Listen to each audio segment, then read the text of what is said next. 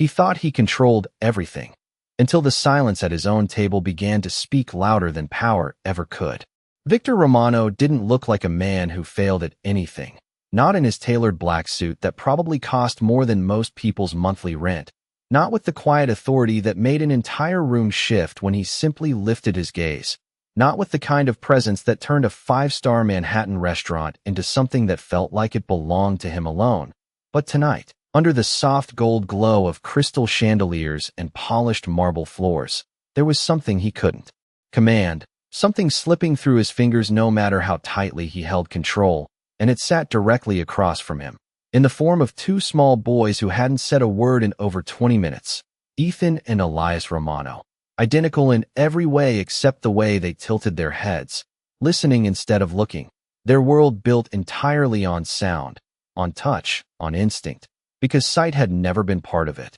And while servers moved around them with precision, placing dishes worth hundreds of dollars in front of guests who barely glanced up, the twins' plates remained untouched, their small hands hovering uncertainly above silverware they couldn't quite locate, their posture stiff, their breathing just a little too shallow, like they were trying to disappear into the noise around them. And no one noticed. Or maybe worse, no one knew how to notice, because this wasn't a table anyone approached without permission. Not when it belonged to Victor Romano, a man whose reputation alone kept people at a distance. A man who had built an empire by making sure no one ever crossed a line. But no one had told him that there would be a moment when the line wasn't outside, but inside his own life. Inside a simple dinner where his son sat quietly, lost in a space that wasn't meant to feel so isolating, and across the room, balancing a tray of glasses with steady hands. Amara Johnson saw it before anyone else did. She saw the hesitation, the way one boy's fingers brushed the edge of the table and quickly pulled back as if unsure, the way the other leaned slightly toward his brother, seeking a kind of reassurance he couldn't quite find, and something in her chest tightened. Something familiar, something she hadn't felt in years, because she knew that kind of silence, the kind that wasn't peaceful but heavy, the kind that meant someone was waiting, hoping, for a signal that they weren't alone. And she also knew the rule, the one every staff member had been warned about before their shift even began. Do not interfere with VIP guests, especially not that table, especially not him. And yet her feet slowed, her eyes lingering just a second too long, because sometimes the difference between doing your job and doing what's right is only a few inches of courage, and tonight, those inches felt like everything. Amara told herself to keep walking, to balance the tray, to follow the rhythm of the room the way she had trained herself to do over months of double shifts and quiet endurance. But the image would not leave her mind, the slight tremble in the boy's fingers, the careful way he turned his face towards sounds that did not belong to him. The silence that clung to that table like something heavy and unseen, and she knew that kind of silence too well, because years ago it had filled a small apartment, where her younger brother sat at the edge of a worn couch, eyes open but unseeing, waiting for someone to guide him through a world that never slowed down for him. And she remembered the first time she had realized that what he needed was not instructions shouted from across the room or hands grabbing him without warning, but something gentler, something that began with presence, with letting him know he was not alone before anything else. And that memory settled into her chest now like a quiet insistence that refused to be ignored, even as the manager's voice echoed in her mind, sharp and clear, reminding every staff member before the dinner rush that certain tables were not to be approached unless directly summoned, that mistakes at those tables did not get forgiven, that people who made them did not stay employed for long, and in a place where rent was due in days and tips determined whether groceries lasted the week. Those warnings were not abstract, they were survival, and still her steps slowed again, just enough to watch as one of the twins carefully reached forward, his fingers brushing the rim of a glass before pulling back quickly as if unsure whether he was allowed to touch it, and the other boy leaned closer, whispering something too soft to hear, their voices barely existing against the low hum of conversation and clinking silverware, and around them, the world continued without pause, servers gliding past, guests laughing, the soft notes of piano music filling the air as if everything were exactly as it should be. And that was the part that unsettled her most, not the silence itself, but how easily it disappeared into everything else, how quickly it became invisible. The same way she had learned to become invisible, moving through rooms without drawing attention, existing just enough to serve, but never enough to be seen. And across the table, Victor Romano sat perfectly still, his posture straight, his expression unreadable, his attention fixed somewhere between the conversation happening around him and the quiet struggle unfolding just inches away. And for a moment, just a fraction of a second, Amara wondered if he saw it too, if he noticed the hesitation, the distance, the way his son seemed to be waiting for something that never came. But if he did not move. And that stillness carried a weight she could not quite understand, because it did not look like indifference. It looked like restraint, like a man holding himself back from something he did not know how to fix. And that realization shifted something inside her, because power, real power, was supposed to solve problems, it was supposed to command outcomes. And yet here it was, sitting at a table where two small boys could not even find their own forks without uncertainty, and no one dared step in. Not because they did not care, but because they did not know how, or they were too afraid to try. And that was when the decision stopped feeling like a choice and started feeling like a necessity, a quiet, steady pull that guided her feet as she set the tray down on a nearby station, her hands moving with practiced calm even as her heartbeat picked up just slightly, enough to remind her of what she was risking. And she could already hear the manager's voice in her head, could already imagine the sharp look, the consequences, the possibility of walking out without a job by the end of the night. But then she looked back at the twins one more time, saw the way one of them shifted in his seat, his shoulders tightening just a little more, and that was enough. Because some moments do not wait for permission, they do not check schedules or rules or consequences. They simply arrive and demand to be met. And Amara Johnson had spent too many years learning what happened when no one stepped forward. So this time, she did, one quiet step at a time, moving toward a table that everyone else had been trained to avoid, toward a moment that would not stay invisible much longer. The first step felt louder than it should have, even though her shoes made no sound against the polished floor, and yet in Amara's mind it echoed like a decision that could not be undone, because every inch closer to that table meant crossing an invisible line that everyone else respected without question, and she could feel the shift before she even arrived. The subtle awareness that traveled through a room when something out of place began to happen.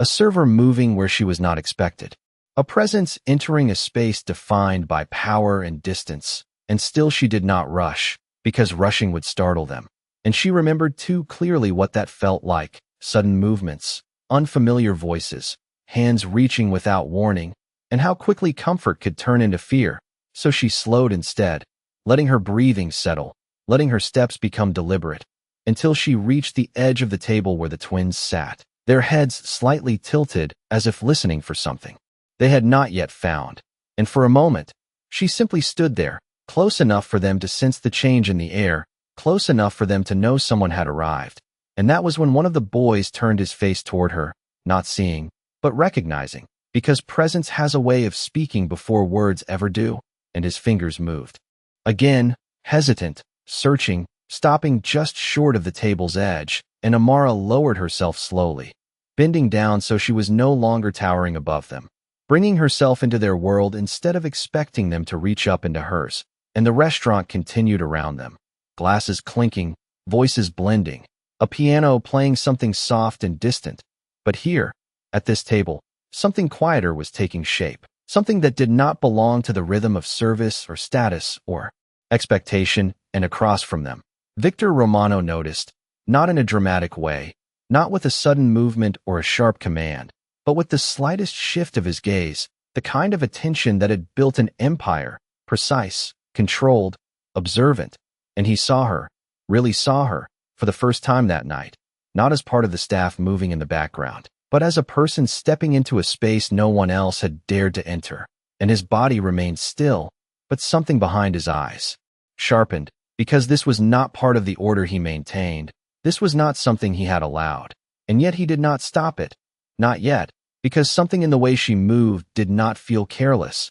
It did not feel like a mistake. It felt intentional in a way that demanded attention. And Amara could feel that gaze even without looking up, could feel the weight of it settling over her shoulders, but she did not let it rush her, did not let it change the pace she knew these boys needed, and instead she focused on them, on the slight tremor in their hands, on the way their breathing shifted as they sensed someone near, and then, carefully, without touching them yet, she spoke, not loudly, not in the bright tones servers used with guests, but in something softer, steadier, a voice meant to reach, not to perform, and she let it come out the way she remembered from years ago, the way that had once turned fear into calm. And in that quiet space between noise and silence, she whispered, for words, simple, unadorned, but filled with something that could not be measured, "You are safe. I am here." And the effect was immediate, not dramatic, not explosive, but undeniable, because both boys stilled at once, their hands pausing mid-movement before slowly, almost instinctively, reaching toward the sound, toward her, and one of them found her wrist, his small fingers wrapping around it, as if confirming she was real, and the other leaned closer, his shoulders easing in a way that had not happened all night. And for the first time since they had been seated, a breath left them that did not sound tight or uncertain, and the room did not notice. The laughter continued, the music played on, but at that table, something shifted in a way that could not be undone, and Victor Romano, who had spent his life controlling outcomes, sat there and watched as 4 quiet words did what his power never had. And in that moment, he did not interrupt, he did not command, he simply watched, because something deeper than authority had just entered the room, and even he was not ready to break it. The change was so subtle that no one at the surrounding tables noticed it. But to Victor Romano, it was louder than any command he had ever given, because his sons were no longer frozen in that quiet uncertainty that had followed them all evening. Instead, their small hands held on to something steady, something real, and for the first time since they had sat down, their shoulders relaxed, not fully, not completely, but enough to show that something inside them had shifted, and Victor felt it in a way he could not explain, like watching a locked door open without a key. And he leaned back slightly in his chair, not to distance himself, but to see more clearly, to understand what exactly was happening in front of him, because understanding was how he maintained control, and right now, control felt unfamiliar, slipping just beyond reach in the presence of something he had not anticipated, and Amara remained where she was, her posture low, her movements measured, her voice continuing in that same quiet tone, not rushing to fill the space with unnecessary words, but offering just enough. "It is okay," she said softly, her words guided more by instinct than rehearsed intention. "You can take your time," and she gently moved a utensil closer to where one of the boy's hands rested, not forcing it into his grasp, but placing it within reach, letting him find it on his own. And when his fingers brushed against it again, this time they did not pull away. Instead, they lingered, exploring, confirming, and slowly, carefully, he wrapped his hand around it. A small action that carried more weight than anyone else in the room could understand, because independence, even in something as simple as holding a fork, was not given. It was built, moment by moment, and beside him, his brother's grip on Amara's wrist loosened just slightly, not because he no longer needed it, but because he trusted it would still be there, and that trust, fragile and new, settled into the space between them like something sacred, and Victor's gaze did not waver, his eyes following every movement, every breath, every shift in posture, because this was not just about what she was doing, it was about what he had not been able to do, and that realization pressed against him in a way that had nothing to do with pride or ego, but everything to do with something deeper, something quieter, something that did not respond to authority or wealth or influence. And for a moment, just a brief moment, the world he had built seemed smaller than the one unfolding at that table, and around them. The restaurant continued as if nothing had changed, the piano notes flowing gently, glasses catching the light, conversations weaving in and out without interruption. But the staff had begun to notice, not openly, not in a way that drew attention, but in glances exchanged across the room, in the slight hesitation of a server passing by, in the manager's narrowed eyes from a distance, watching a situation that was clearly not following protocol, and tension began to build, not loud or chaotic, but controlled, like a breath being held for just a little too long, and Amara felt it too. The awareness that she had crossed into something that would have consequences, that at any moment she could be called away, corrected, removed, and yet she did not rush, did not pull back, because the boy's hands were still finding their way, their confidence still forming, and leaving too soon would break something she had just helped rebuild, and she could not do that, not when she knew what it meant to lose that sense of safety before it had time to settle. And so she stayed, steady and present, her voice low, guiding without controlling, supporting without overwhelming, and across from her, Victor Romano made a decision of his own, not with words, not with a gesture, but with stillness, because for the first time in a long time, he chose not to interrupt. He chose not to assert control. He chose to let something unfold that did not belong to him. And that choice, quiet and unseen, would change far more than anyone in that room could yet understand. Time seemed to stretch in a way that did not belong to clocks or schedules, but to something far more delicate,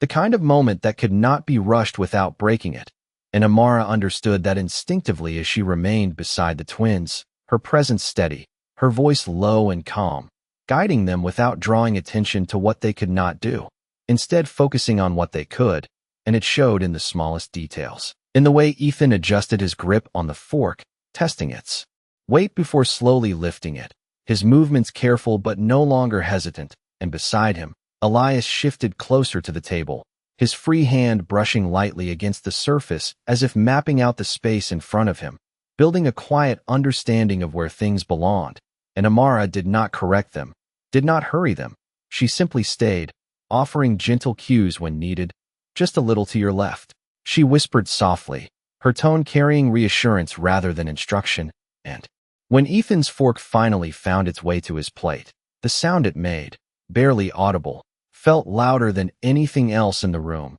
because it marked something important, something earned, and Victor saw it, every second of it, his eyes fixed not on the elegance of the restaurant or the expectations of the evening, but on his sons, on the way their bodies eased into something closer to comfort, something he had tried to give them in countless ways but had never quite reached, and it unsettled him, not because it challenged his authority, but because it revealed a truth he could not ignore, that control did not create connection, that power did not translate into understanding, and that realization settled into him with a weight that felt unfamiliar, not threatening, but humbling in a way he had not experienced before. And across the room, the manager had started moving, his expression tight, his steps controlled but purposeful as he made his way toward the table. Because this situation had gone on too long without correction, and in his world, order mattered, rules mattered, and a server kneeling beside a high-profile guest without permission was not something that could be overlooked,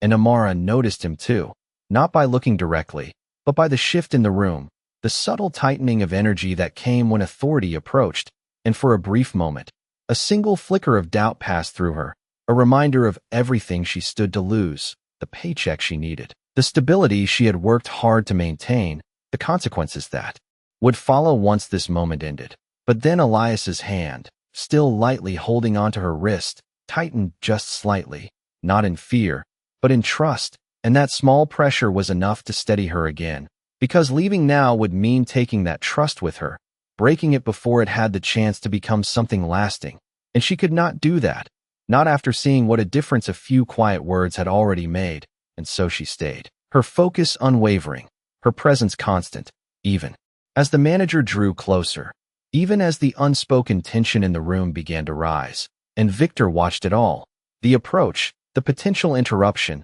the fragile moment that hung between being protected or being broken, and something in him shifted again, not in hesitation this time, but in decision, because he understood exactly what was about to happen if he allowed it, understood how quickly this delicate balance could be undone by a single command, and for a man who had spent his life giving orders that shaped outcomes, this moment required something different, something quieter, something far more intentional, and as the manager stepped within a few feet of the table, preparing to speak, to correct, to restore the order he believed had been disrupted, Victor Romano finally moved, not abruptly, not forcefully, but with a calm precision that carried more authority than any raised voice ever could, his hand lifting slightly from the table, just enough to signal, just enough to stop what was coming before it could begin, and the room did not notice. The music did not pause. The conversations did not falter. But the manager did, his steps halting mid-motion, his words catching before they could form, because that small gesture, quiet and controlled, carried a message that needed no explanation. And in that moment, Victor made it clear without saying a single word that this was not something to be interrupted, not now, not by anyone. Because for the first time that evening, he was not protecting his image or his authority. He was protecting something far more important, something that could not be bought or commanded, something that had to be allowed to exist on its own. And as Amara continued guiding the twins with gentle patience, unaware of the silent decision made behind her, the room carried on as if nothing had changed. But in truth, everything already had. The room never knew how close it came to breaking that moment, because the only sound that truly mattered now was the quiet rhythm returning to the twins' breathing, steady, even, no longer caught in that fragile space between confusion and withdrawal. And Amara felt it before she saw it. The subtle shift in the way Elias released her wrist just enough to explore again, his fingers brushing across the table with more confidence this time, mapping the space as if it finally made sense. And Ethan followed, his fork moving with small but deliberate control, guided not by sight but by trust, by the invisible reassurance that someone was there, someone who understood how to meet them where they were instead of expecting them to rise into a world that was never built for them. And Amara stayed grounded in that space, her voice barely above a whisper, her presence calm and unwavering, offering only what was needed and nothing more, because she knew that too many words could overwhelm, too much attention could undo the balance they had just found. And across from them, Victor Romano watched something unfold that no strategy, no influence, no carefully built network had ever achieved for him. Not because he had not tried, but because he had always approached it the only way he knew how, with solutions, with structure, with the expectation that every problem had an answer if you had enough control. And yet here, control had done nothing, while 4 simple words had done everything. And that realization did not weaken him. It changed him in a way that settled deeper than anything else had in years, because for the first time, he was not thinking about outcomes or appearances or expectations. He was thinking about his sons, about what they felt in a world that constantly moved faster than they could follow, and how often he had mistaken providing for them with understanding them. And that thought stayed with him as he leaned forward slightly, not to interrupt, but to be closer, to observe without distance, to exist in the same space rather than above it. And the manager, still standing at the edge of the moment he had been silently told not to enter, lowered his gaze, stepping back with quiet compliance. Because even without words, the message had been clear. This was not something to be corrected,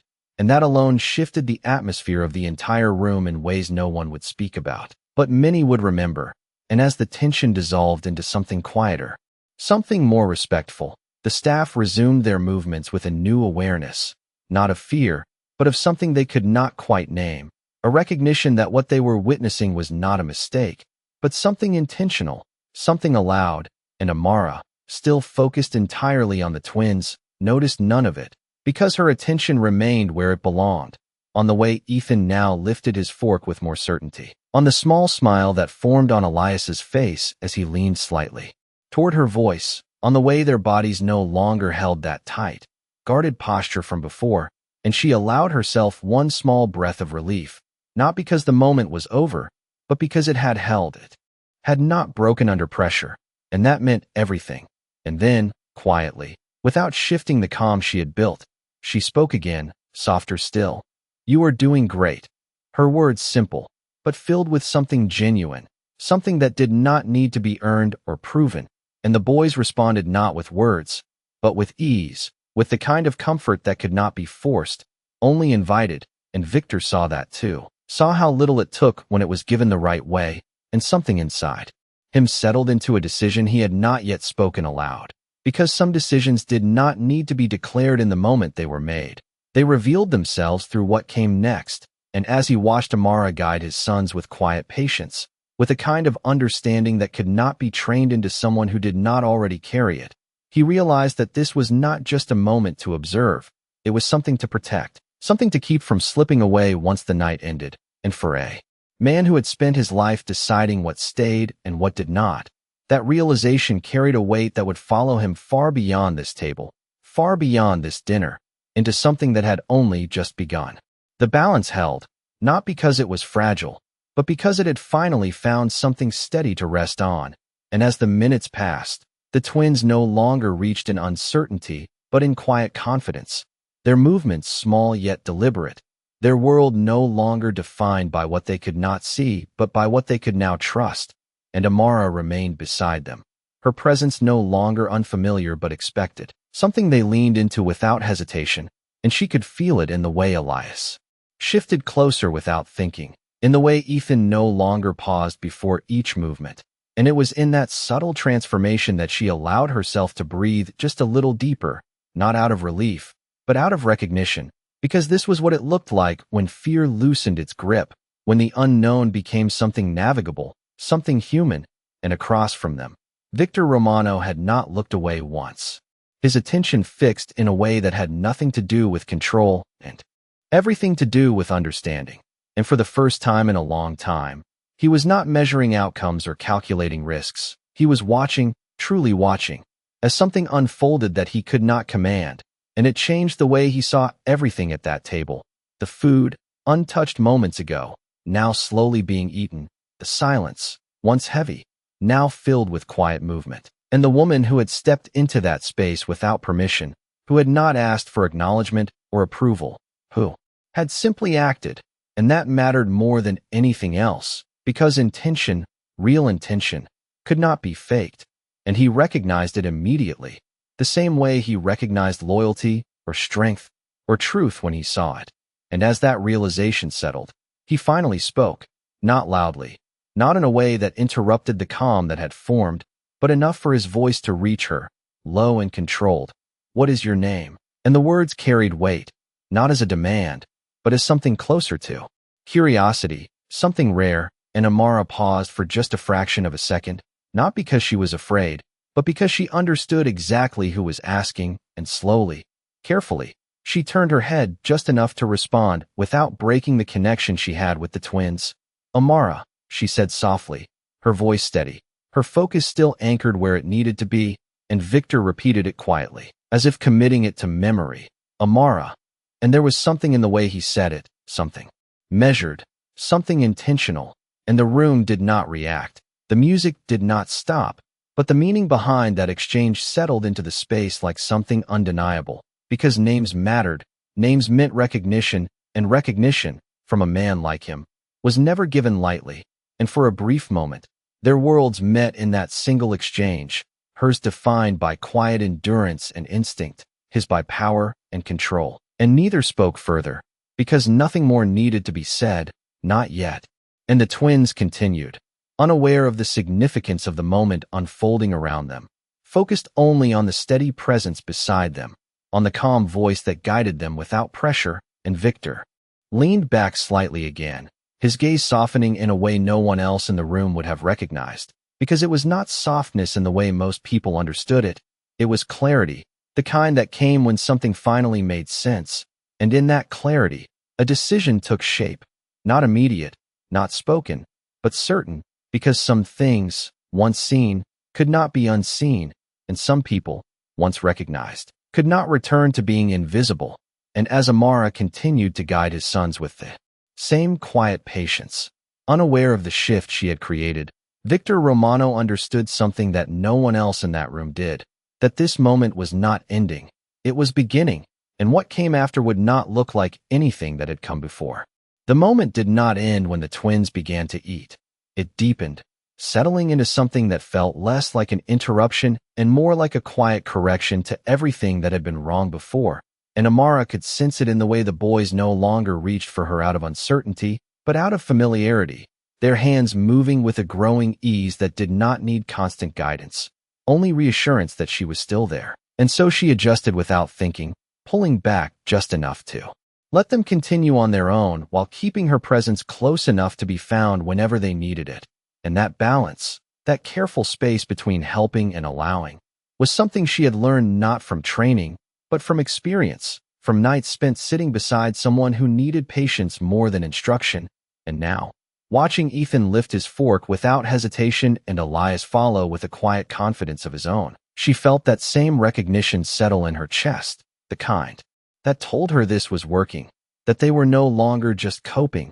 they were adapting, and across from them, Victor Romano did something that no one in that room would have expected. He leaned forward, not as a figure of authority, but as a father, his posture shifting just enough to close the distance he had kept all evening. And for a moment, he hesitated, not out of uncertainty, but out of awareness, because he understood now that this space, this fragile calm, was not something to enter without intention, and so when he spoke, his voice carried none of the sharpness people associated with him. It was quieter, measured, almost unfamiliar. "Ethan," he said softly, and the name, spoken without command, reached the boy in a way that made him pause, his head turning slightly toward the sound, not startled, but attentive, and Victor continued, steady but careful. "You are doing well." And it was not a statement meant for the room, not a performance, but something simple, something directed only at his son, and for a second,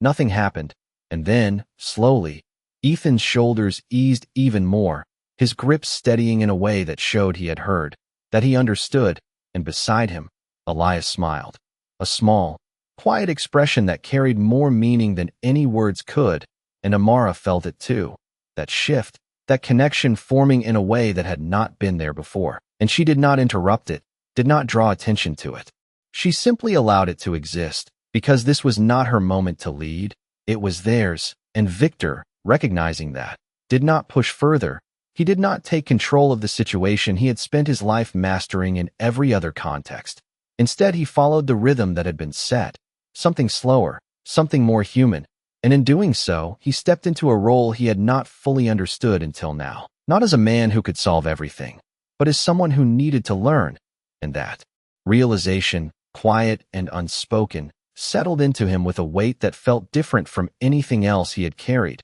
because it was not about power, it was about presence, and presence could not be forced, it had to be given, and across the room, the staff watched without staring, their movements continuing but their attention shifting in subtle ways, because what they were witnessing was not something that happened often, a moment where the usual hierarchy softened, where roles blurred just enough to allow something genuine to emerge, and even the manager, standing at a distance, no longer looked ready to intervene, his posture less rigid, his expression no longer tight with correction, but thoughtful in a way that suggested he understood that this was not a mistake to be fixed, but something to be respected. And as the evening continued, the table that had once held tension now held something quieter, something steadier, and Amara, still kneeling beside the twins, felt the weight of the moment shift from something urgent to something lasting, because this was no longer about helping them get through a meal. It was about changing the way that moment existed for them entirely, and as she slowly began to rise, careful not to break the connection that remained, she knew that what had started with 4 simple words had become something far greater, something that would not end when she stepped away, because some moments do not belong to time. They belong to memory, and this was one of them, the kind that stays long after the room has emptied and the lights have dimmed, the kind that changes what comes next in ways no one can fully see yet, but everyone involved will carry forward. Amara did not rush as she rose to her feet, because leaving too quickly would have broken the rhythm that had just been built, and she understood that moments like this did not end with a single action. They faded, gently, the same way they began, with presence rather than force. And so she stepped back slowly, her voice still within reach, her attention still anchored on the twins even as she returned to her role in the room. And for a brief second, Elias reached out again, his hand searching, not in fear, but in quiet confirmation, and she responded instinctively, letting her fingers brush lightly against his before easing away, enough to let him know she had not disappeared, that the space she had created was still safe even without her standing beside him. And that was all it took, because he settled again, his posture steady, his focus returning to the small world he had just learned how to navigate. And Ethan followed, his movements no longer uncertain, his actions carrying a confidence that had not existed an hour before, and Victor Romano saw every part of it, not as a passing moment, but as something that had reshaped the space between him and his sons, something that could not be ignored once it had been understood. And when Amara finally stepped fully away from the table, returning to the quiet flow of the restaurant, he did not look away from her, not immediately, because he knew what had just happened could not be left where it was. It demanded something more, something deliberate, and after a moment, he spoke again, his voice calm, controlled, but carrying a weight that reached her even across the distance. Amara. And this time, it was not a question, it was a call, and she paused, turning back toward him, her expression steady, not expectant, not afraid, just present, the same way she had been from the beginning. And the room did not stop, but something in the air shifted as people nearby sensed the importance of what was about to be said, because when a man like Victor Romano chose to speak, it was never without purpose, and for a second, he said nothing, as if measuring the moment, as if understanding that words, once spoken, would define what came next, and then, simply, without excess, without performance, he said, "Sit," gesturing not as an order meant to command, but as an invitation meant to include, and that alone carried more meaning than anything else he could have said, because it erased the distance that had existed before. It changed her place in that room from someone who served to someone who mattered. And Amara hesitated for the briefest moment, not out of doubt, but out of understanding, because she knew what it meant to accept that invitation, what it would change, and yet she stepped forward, not as someone stepping out of line, but as someone stepping into something new. And as she sat at the edge of the table, still grounded in the quiet presence that had guided the twins, Victor leaned forward slightly, his gaze steady, not cold, not distant, but focused in a way that carried something deeper than authority, and he spoke again, softer this time, but no less certain. "From tonight on, you do not disappear back into the background." And the words settled between them, not loud, not dramatic, but absolute, because this was not a gesture, it was a decision, one that extended beyond the walls of that restaurant, beyond the moment itself, into something that would reshape all of their lives in ways none of them could fully see yet. And Amara did not respond immediately, not with words, because she understood that some moments were not meant to be filled with explanation.